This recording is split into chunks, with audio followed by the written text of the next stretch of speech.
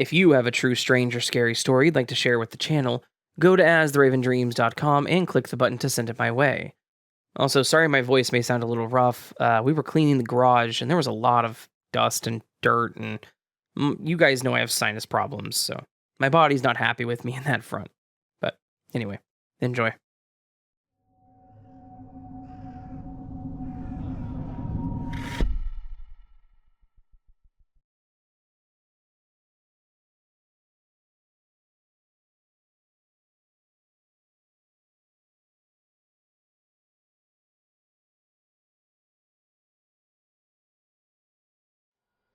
Hello, Raven. I really like listening to your podcast when I'm doing my chores. I like your voice and it matches well with the stories. Thank you. This just happened to me a few days ago. I don't know if this is a paranormal event or a glitch in the Matrix. First, a little thing about me. I'm a female in my late 20s and I'm not from the US. So, I'm sorry if I have any mistakes in this email. I live alone in an apartment and I work from home. I don't do drugs because any hard drugs or recreational drugs are illegal in my country. I do have mental illness, but nothing like this has ever happened to me before. Mostly just depression and anxiety. So here's the story. It was a Friday night.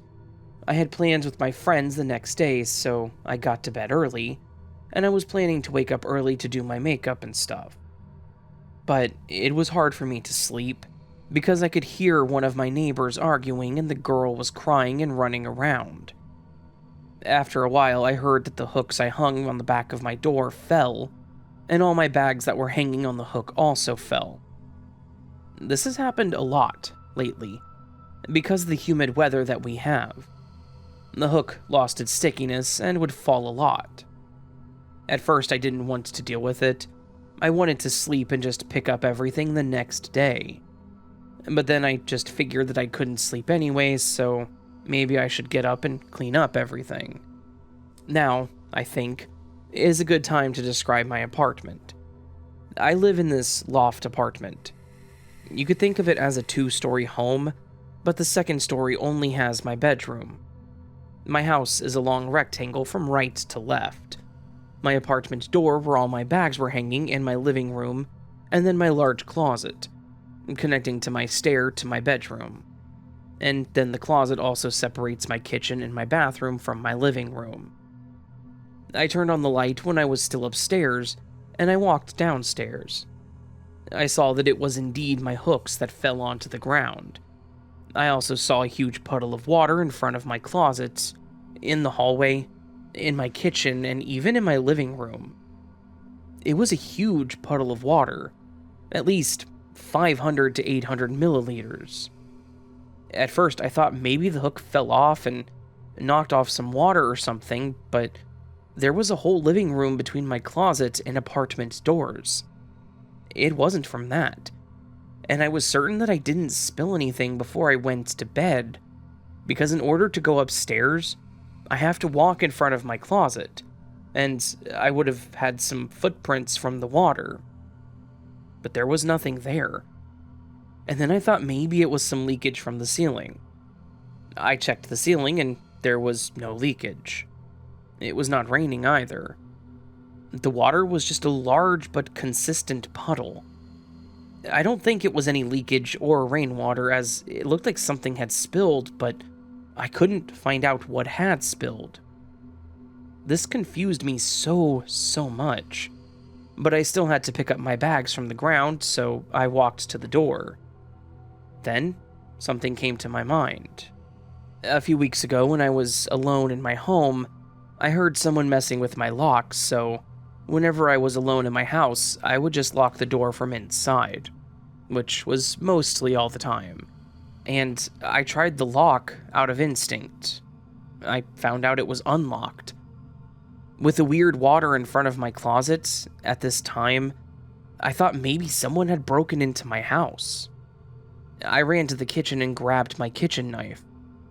The first place I checked was my closet, because my closet is large and it could be possible that someone was hiding there, but no one was there. And then I checked my bathroom and balcony. there was no one there. I was alone. It was really confusing, but then I put my knife down and used my mop to mop the water almost dry. I thought when I woke up the floor would be dry, and then headed to bed.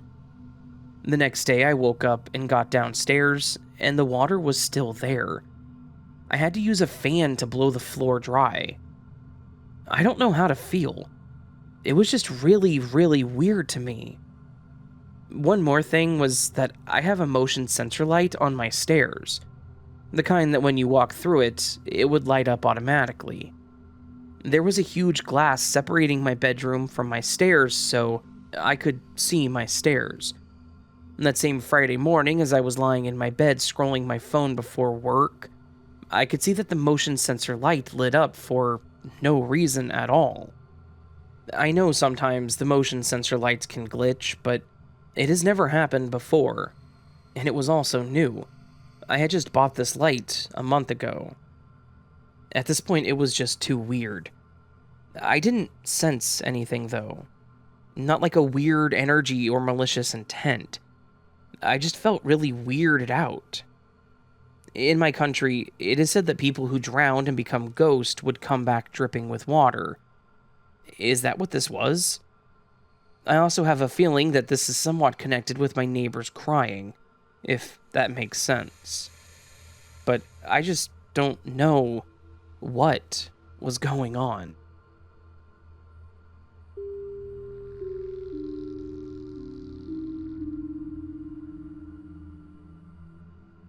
Hey Raven, I'm sitting here watching your latest video, and one of the stories triggered a memory from 2019.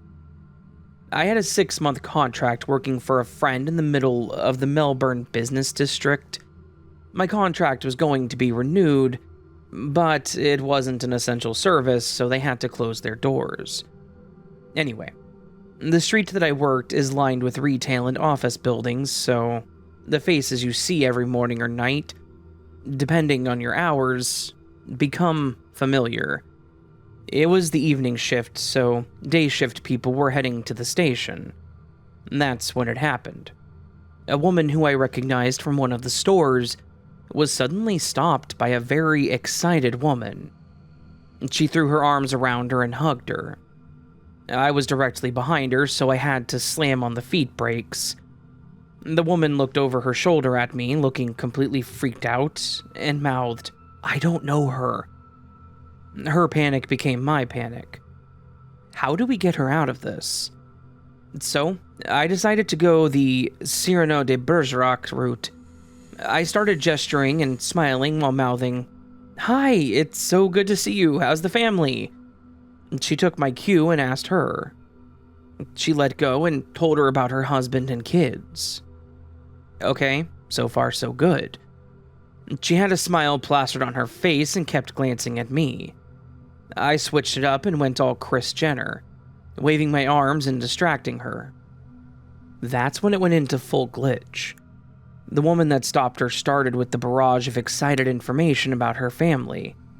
"You must be bursting with so much joy right now. Your husband's promotion, your daughter graduating with honors, and your son accepted into Melbourne University?" She looked paralyzed. She had a weird smile on her face, and her eyes looked like they were going to burst out of her face. The woman continued, "I'm so sorry I didn't call you last week. All the end-of-the-year activities, you know what it's like. Christmas concerts, fundraisers, that end-of-year rush. Oh my, look at the time. I'll call you Friday night, okay? It was so amazing to bump into you." The woman then rushed off. She was shaking so much that she grabbed my arm. I have absolutely no idea who that was, but she knew everything about my family. All of that was true? It wasn't a mistaken identity? She shook her head. "Do you want to come to Starbucks with me?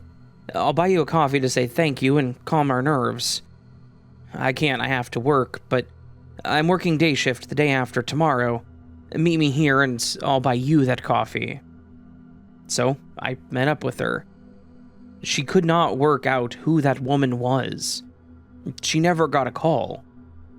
Unfortunately, the pandemic kicked in, and we never saw each other again. It's a shame. We could have been really good friends.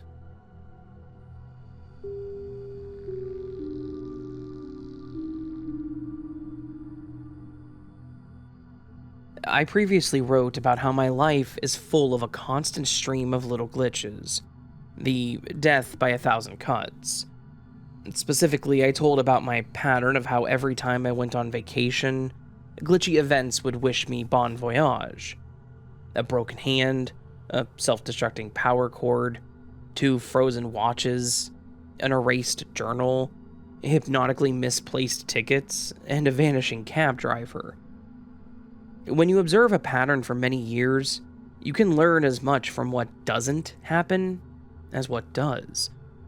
Even though events like this would drive me into rages on a deeper level, I could not help but noticing that 1, there were more efficient ways to screw with me that this thing could have taken, unless there's limitations on what it could affect, and 2, I kept increasingly noticing times when it had every opportunity to do something awful to me, and yet the worst didn't happen.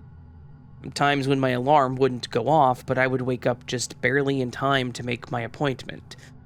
Time when it only appeared a large chunk of computer data had been erased, but it was possible to replace it.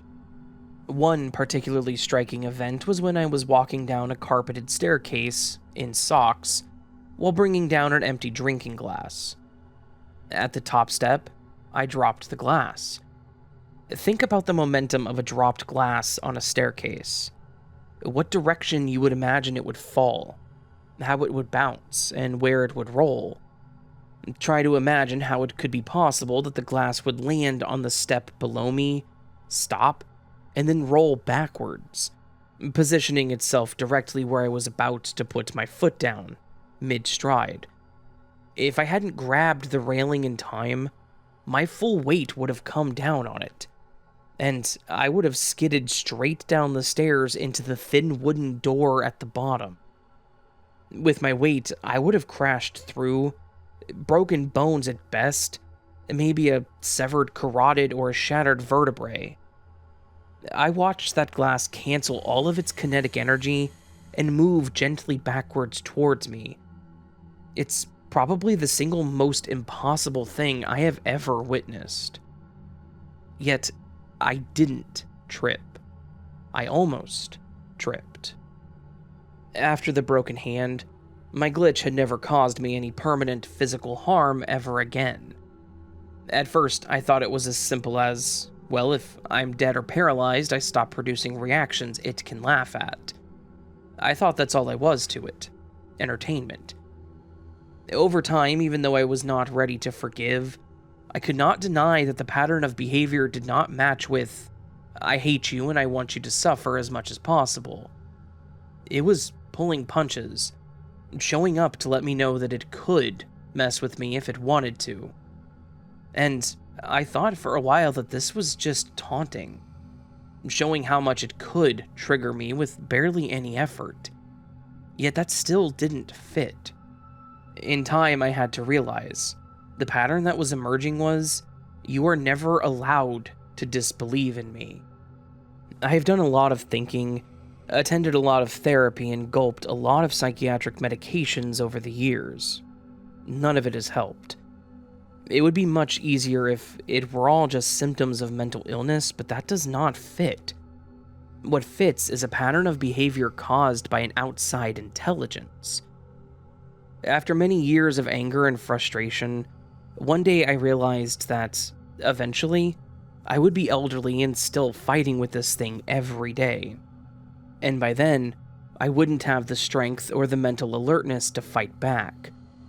I envisioned myself living on my own as an old man, frail from constant stress, and having this thing move my belongings and spill my medicine and knocking my cane out of my hand every single day. I could not imagine a worse life.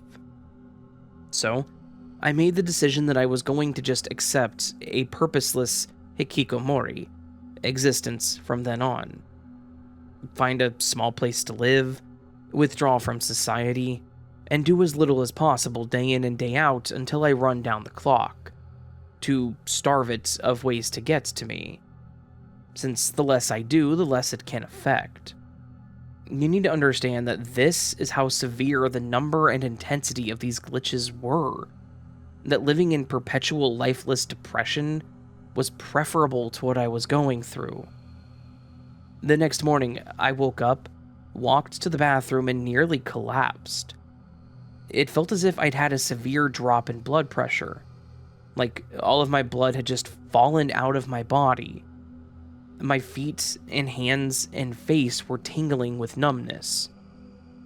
Now, I've had panic attacks before that mimicked real symptoms, so I tested this feeling. I rested a bit, and it was still there. I called a nurse helpline, and she said that I needed to get to the ER immediately. I waited a bit longer, just because I've been embarrassed by these mysterious illnesses that go away as soon as someone looks at them, like I'm a car that only makes the funny noise when the mechanic isn't looking under the hood. But eventually I woke a roommate, and he drove me to the hospital. I brought a book with me. I had been neglecting it for months, spending all my time online. As I read in the hospital room, I started to feel a lot better. And then, I read a paragraph that directly addressed what I had decided the day before, explaining exactly why leading a purposeless life will cause more misery than it avoids. I won't transcribe it all, but this was not just merely similar to the subject matter. This was as topical as if I had spoken it out loud and a friend sitting across from me had answered me back directly. Every word of it. The doctor ran some tests, and I was perfectly fine. They couldn't find any cause for my symptoms. My blood pressure hadn't dropped. I felt 100% back to normal, and I even walked home. I muttered under my breath as I walked, "You just put me through all of that, just to do something wholly positive for me. No downside, no humiliation, you just comforted me." It was impossible but undeniable. It completely and utterly shattered the pattern. This was not the behavior of something evil, this was an olive branch. You could not understand what it feels like to let go of 40 years of anger in a single day. There's so much more that I could tell.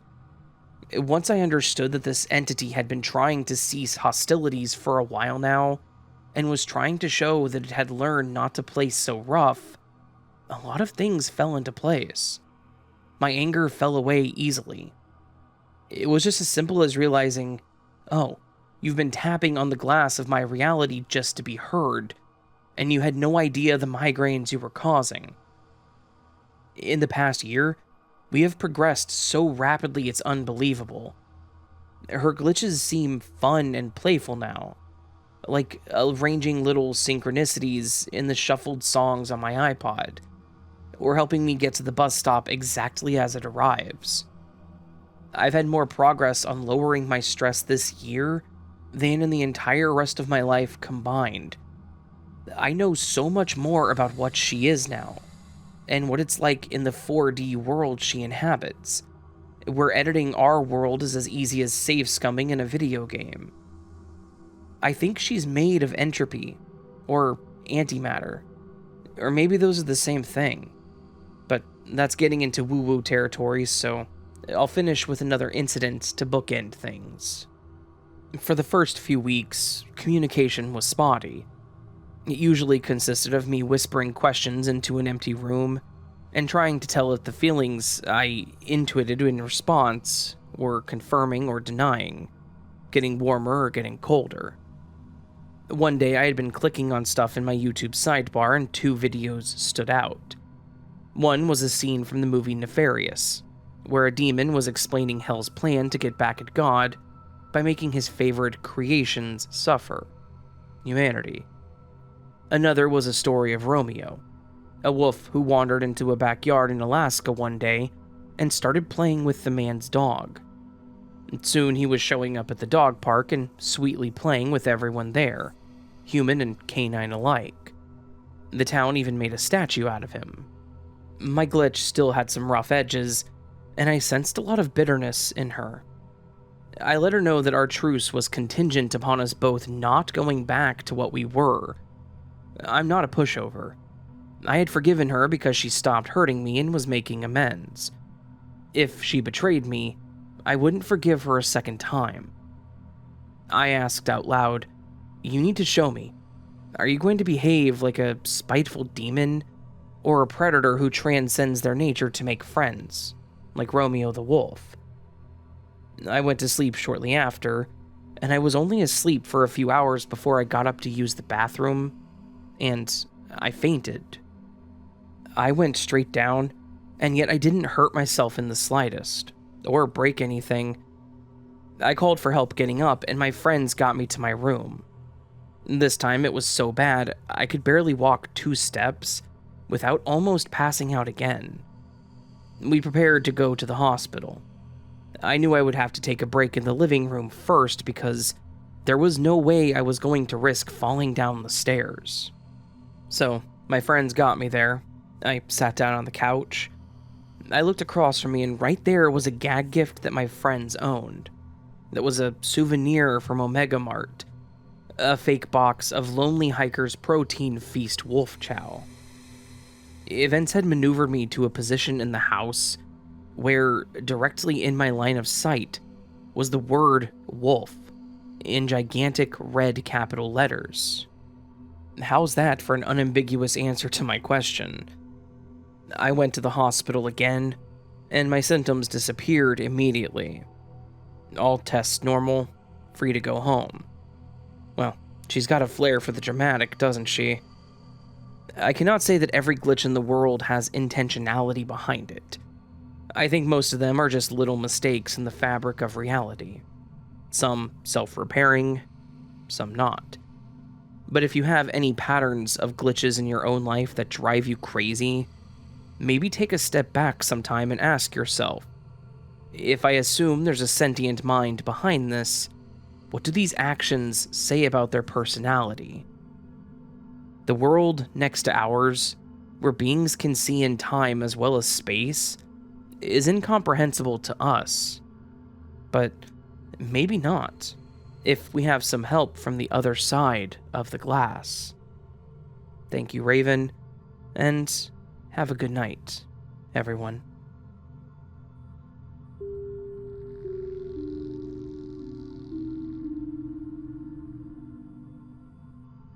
Hello, Raven.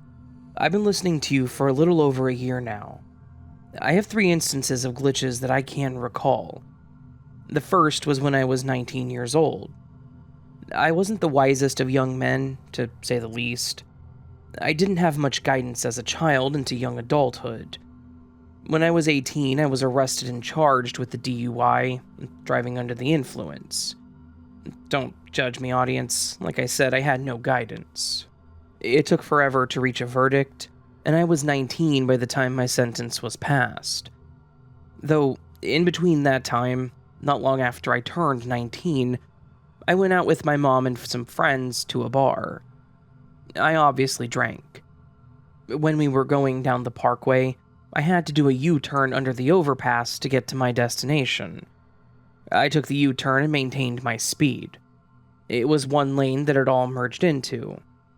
A cop was turning right as soon as I did the U-turn, and I thought I was screwed. I was expecting a collision, or at least the flashing lights, after I turned in front of him like that. I looked back and saw nothing. There was no place for him to turn or even really go. I didn't know what it was at that point in my life, but I do know now that it was a glitch. The second glitch was when I was with my cousin and a few friends of ours. We decided to go to the 24-hour gas station down the road from our aunt's house. We pulled up to the gas station, and our friend Kenny had brought a beer with him. When he got out of the car, he still had his beer in his hand. I shouted from the car, "Are you gonna take the beer in with you, dude?" He looked back at me and my cousin and did that thing where you pop your head saying, "Duh," and set his beer down. He came back out and got in the car, and my cousin and I said, "Are you going to get your beer?" He said, looking confused, "What beer?" We told him that he had a beer with him, and we shouted at him asking if he was taking it in, and he said, "I never had a beer." We told him that he even bonked his head and said, "Duh." I told him that we will see it when we back up. When we backed out of the parking spot, there was no beer. It freaked us out a little bit, but at least I have a witness to this one. The third one happened only a couple of days ago. My son and I went to visit my friend at work. She's a very sweet and wonderful person going through a rough time. She had her daughter and her daughter's friend with her, and they were off to the side playing. My son went to go play with them, and I came over and they had snails in a square made of small rocks with leaves and water. They were pretending they were pets. I see the snails. There were about 15 of them all in one spot. I left my son to play with the girls, and I chatted with my friend a bit, and played with her 10-month-old. When it was time to go, my son wanted to see the snails one last time, so I went there with him. When we walked up there, he said, "Where'd they go?" My son is 4, and I looked up and didn't see any snails. I looked away and looked back at the snails, and all of the snails were there. There was no way that I could have missed 15 snails in that small enclosure the first time. I would have questioned it more if my son hadn't said where'd they go. I also asked him if they reappeared, and when they got there. He then said they just showed up. I know these aren't big things, and they are subtle, though it has to get you thinking. I'm a very spiritual person, and I have been to heaven. It's not a geographical location, it's a frequency. A frequency we all come from, and a frequency we all return to. I know what's on the other side. What I don't fully understand is, if things cannot be there and then appear, and we all manifest what we are seeing, how far could it be taken? Thanks, Raven. I appreciate what you do. I listen to you while gardening, of which I've had at least 3 hand pruners randomly disappear into the void. There's no way that I lost them, because I kept them close, and everything was always cleaned up when I finished. Anyway, that was a little tail glitch, I guess you could say. And thanks again, Raven.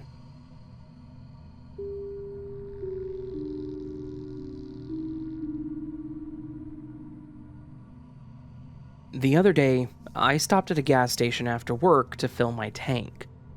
Unfortunately, at the time, my fuel door spring was broken. When I pressed the button from the inside of the car, the mechanism deployed, but the door only opened a tiny crack and then quickly closed itself. Usually, I could stick a credit card in the side, press the button inside the car, and the fuel door would open just enough for me to pull it open as the cart fell out. This time, that didn't work. This time, it wouldn't open at all. It just popped the credit card straight onto the ground. I tried using several tools to get it open, but nothing worked. I work 79 miles from home. Yes, I know it's crazy, but it's a temporary arrangement. And I had an estimated 25 miles left in my tank, so gas was needed. At this point, I had come to the unfortunate conclusion that I was going to need to ask a stranger for help. Now, I work in the kind of city where it can be a real challenge to find someone who isn't shady at a gas station. So I'm searching, somewhat desperately, for anyone who seemed safe enough to ask for their assistance, with something very stupid. While I was looking around, I saw a pretty normal, clean-looking guy pulling up to an adjacent gas pump, in a very beat-up Chevy, which had to have been at least 20 years old. I noticed the hood was red while the rest of the body was black. Faded paint. I work in the auto repair industry, and it's definitely made me instinctively pay a lot more attention to people's vehicles in general. That's why I'm confident in seeing those details. I saw the guy get out of the car. He was wearing a gray tank top, his shades were propped on top of his head, and his hair was light brown with a little too much product in it. I decided to give it one last shot before I asked him for help, and somehow this time I ended up getting the fuel door open. This took me maybe 15 to 20 seconds. When I fully stood up again, I looked over at the other gas pump, and the guy that I had just seen was pumping gas. However, I had to do a triple take, because it was not the car that I had just seen. All of a sudden, in the place of this old beat-up Chevy, was a newish-looking Camaro. It had a custom paint job, too. Black body with thin, elegant red accent lines. Once again, same guy at the pump. I was questioning my eyesight, but it was just too profound for me to have missed the first time. And I still can't explain what happened that day.